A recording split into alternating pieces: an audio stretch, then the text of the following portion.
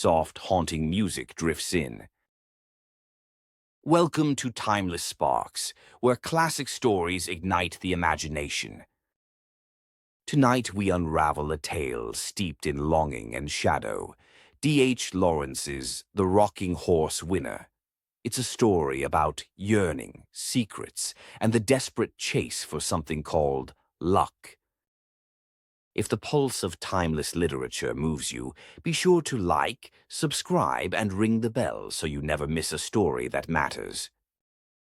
There once was a woman, refined and cultured, who nonetheless felt her blessings thin as mist. Despite the fine house, the elegant dinners, and the children who called her mother, something gnawed at her heart, something cold and persistent. She believed she had no luck, and so she was never satisfied. Their house knew it too. At night, in the hush between footsteps, a strange whisper wound through the halls.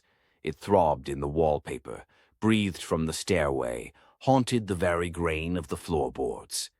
There must be more money.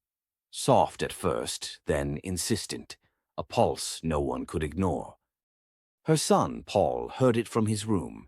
He heard it in the hush of breakfast, the forced laughter, the careful gestures. The house wanted more, and so did his mother. Why don't we have enough? Because your father has no luck. Paul pondered that word. Luck. It seemed elusive and magical, the difference between joy and anxiety, feast and famine. His mother, he decided, cared more for luck than for hope. If he could be lucky, surely the house would go quiet. Surely his mother would finally smile for real. Paul became fixated. He wanted, needed to be lucky. There was an old rocking horse in the nursery. It was battered, its paint faded where generations of riders had pressed their knees. For most, it was a relic. For Paul, it became his oracle. At first, he rode it aimlessly, chasing the wind. But soon he realized something unnerving.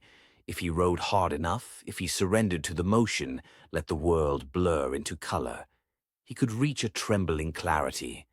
Names, faces, and odds would swirl in his mind until one single name would shine through: the winner. He confided in Bassett, the gardener, a kind, secret-keeping soul. Together they began to wager on races. Small at first, then bolder as their luck held. Soon Paul's uncle, carefree and always amused, joined in. The results were astonishing. Money flowed in, hundreds, then thousands of pounds. Yet Paul kept it secret, not out of greed, but hope. Hope that happiness could be bought, that his mother could be healed, that the whisper in the house could finally die. He arranged to send his mother £5,000, staggered over years, anonymously.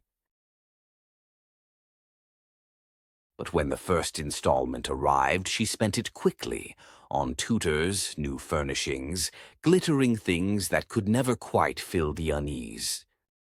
The house's whisper only intensified. There must be more money. There must be more money. Paul doubled down. He was 16, but now gaunt and fever-eyed, restless in pursuit of the next big winner. The derby approached, the greatest race of the year. The house was nearly shouting with need. The night before the race, Paul retreated to the rocking horse. He rode with a desperate intensity, hour after hour, sweat pouring down his face, his limbs shaking. Glassy-eyed, he searched for the name. Then, suddenly, clarity. A single word, triumphant and final. Malabar. Malabar won. £80,000. But Paul, burning with fever, never saw it. "I am lucky," he murmured to his mother. "Malabar." His eyes pleaded for understanding, then closed. Within days, Paul slipped away. At the funeral, his uncle spoke softly.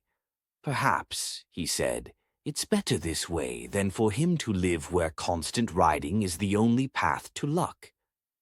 The house at last was quiet. The Rocking Horse winner asks, what price for luck, for love out of reach?